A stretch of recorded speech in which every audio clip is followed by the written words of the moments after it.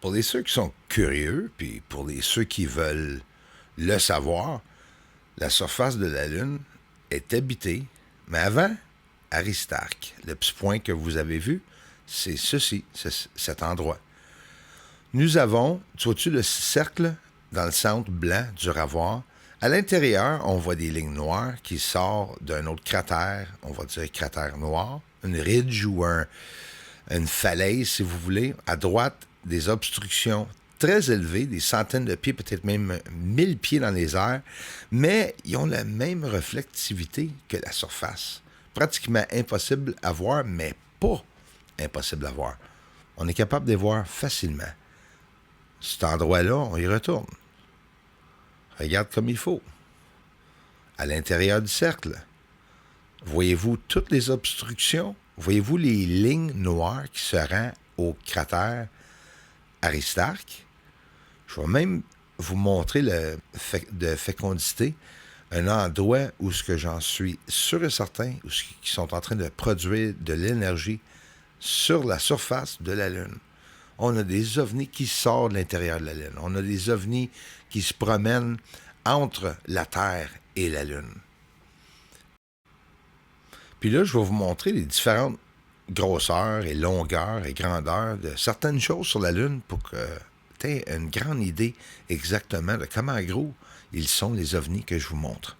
Le mur sur la Lune. En anglais, Rupes Recta. C'est le marais Nubium. C'est l'endroit où il y a beaucoup de cratères, aussi très près du cratère Clavius. Nous sommes sur le long de la ligne du Terminateur, à la gauche. Et c'est pour cela que nous voyons l'élévation. Sinon, c'est simple, on ne voit pas d'élévation. La surface de la Lune, elle change toujours. Puis la raison pourquoi qu'elle change, je crois, c'est cette fameuse atmosphère ou fumée que nous voyons. C'est pas mal plus qu'une brume, hein? Si on est ici sur la Terre, puis on regarde sur la Lune, ben écoute. Puis la grandeur que vous venez de voir, c'est 110 km de long, puis 1,2 à 1,9 milles de large, la ligne.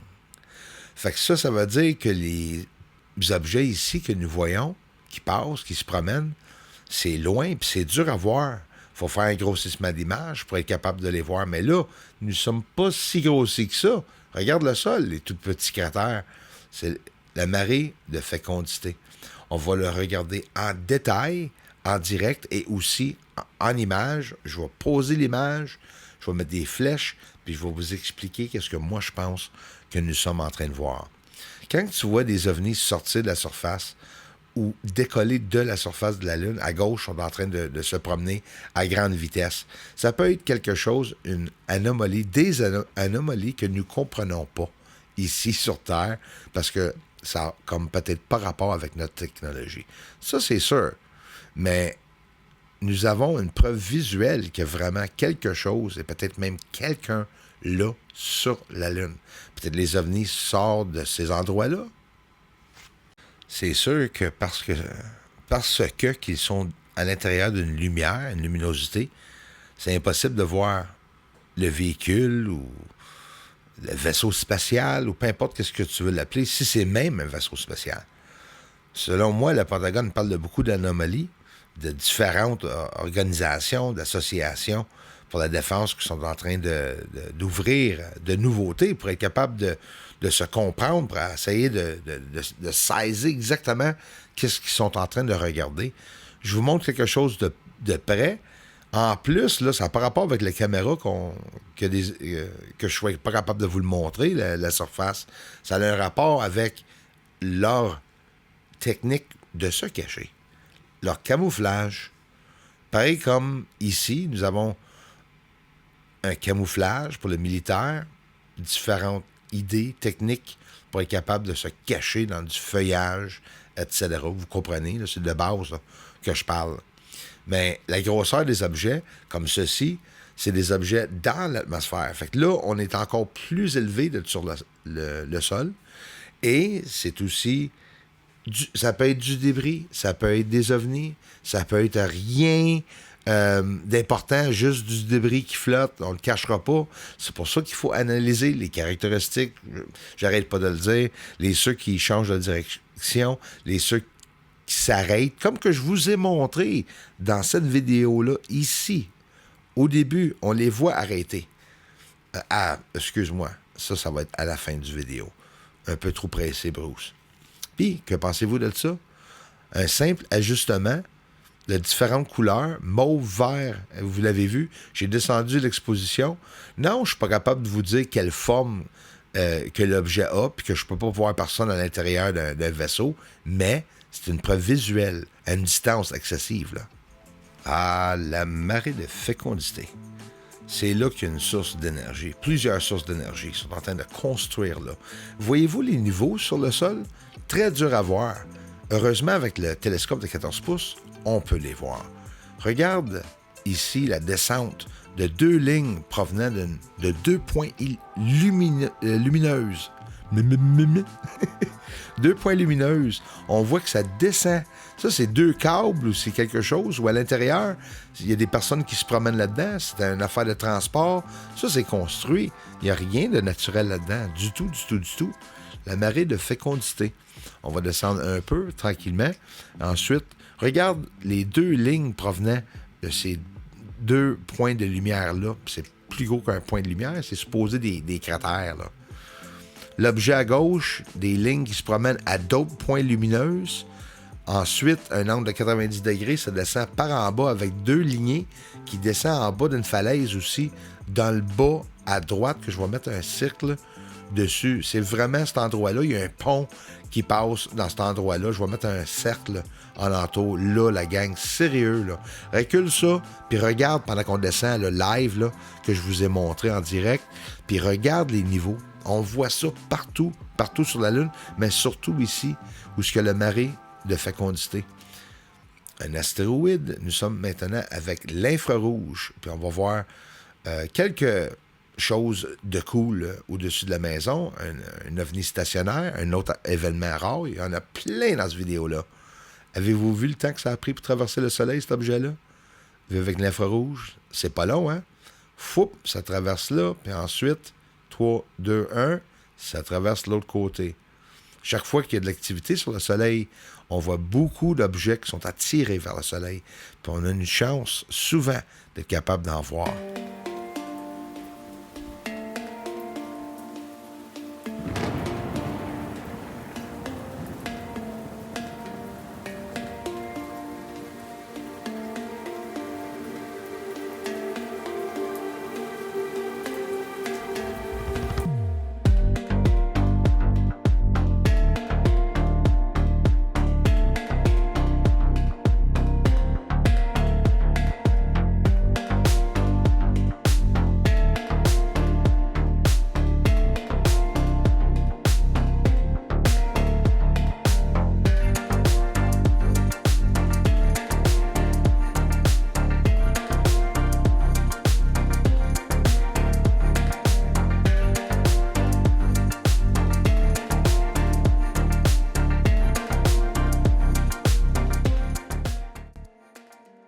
Là, vous voyez ici, c'est pas des étoiles, ni une ou l'autre. C'est deux ovnis.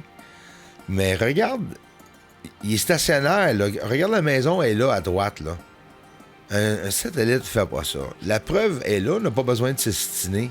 Preuve véridique avec l'infrarouge, aussi qu'on peut voir. Regarde-moi ça, un autre ovni qui passe tout près. Fait que l'autre ovni est stationnaire. Moi, je vois ça les soirs, quasiment tous les soirs. C'est rien que depuis une couple de semaines que c'est nuageux ici, là. Attends, l'été s'en vient. Pas besoin de s'estiner. Un satellite s'arrête pas. Il ne s'arrête pas du tout. C'est impossible. Regarde, il va se splitter en deux. Oup! Et boy! Ça, c'est le fun, hein? Un objet, un ovni, aussitôt que je demande, éloigne-toi, il s'éloigne, puis il split en deux. C'est incroyable quand même là, de pouvoir voir ça. Puis on voit que les lumières ont resté quasiment stationnaires au-dessus de la maison pendant qu'ils se croisent. Mais c'est qui cache la surface? Est-ce que c'est ces objets-là, Est-ce que ça, c'est une créature biologique? Intelligent? Ça me surprendrait. C'est quoi la fumée, le gaz qui sort de cet ovni-là? Ça, c'est une capture d'une couple d'années que moi, j'ai resté vraiment l'air bête. On n'en voit pas des millions d'objets comme ça. Phénomène, tu dis? Oui, mais un phénomène. C'est définitivement pas un ovni. Ça, une explosion près d'un cratère sur la surface de la Lune. Japon en a montré un, puis ça a fait la tour du monde. Ça a fait le tour du monde. On a vu des millions de vues sur cette maudite vidéo, que c'est juste une drôle d'explosion. Pareil comme celle-ci. On les voit. Est-ce qu'ils sont en train de faire un terraformage sur la surface de la Lune pour être capable de cacher qu'est-ce qu'ils font au sol? Est-ce que c'est de la propulsion, une fumée de propulsion qui sont en arrière, ou bien sont en train d'appliquer avec des vaisseaux spatials un produit chimique dans l'atmosphère pour, encore une fois, soit faire le terraformage ou quoi que ce soit, c'est juste des théories, mais à part des théories, on a la preuve visuelle qu'ils ne sont pas juste sur la Lune. Il y a quelqu'un dans l'atmosphère de la Lune qui sont en train de manipuler l'atmosphère ou bien tout simplement se promener. On ne peut pas dire que c'est du débris, hein? Parce qu'on vient de le voir pogner en feu. Ça, c'est une autre chose, là. On voit les ovnis plus bas, dans le bas, qui passent. Il y a plein de preuves dans cette vidéo-là pour être capable que le monde croie qu'il y a vraiment quelque chose sur la Lune. Ça, c'est sûr. Mais je ne suis pas ici pour prouver ça. Je suis ici pour partager mes recherches. Puis pour ceux qui sont intéressés, bien, vous allez pouvoir voir qu'est-ce que j'ai réussi à filmer. Mais pour ce qu'il y en est du gouvernement, ça va sortir. Mais c'est pas parce qu'ils vont l'avoir voulu. Merci pour le grand support. À vous tous. Everyone, thanks for the generous contributions and thanks for watching the videos. Aliens up there on the moon. They may be even coming right here soon. Aliens are landing on the moon. Yes, they are up there. Doesn't matter cause disclosure's coming soon.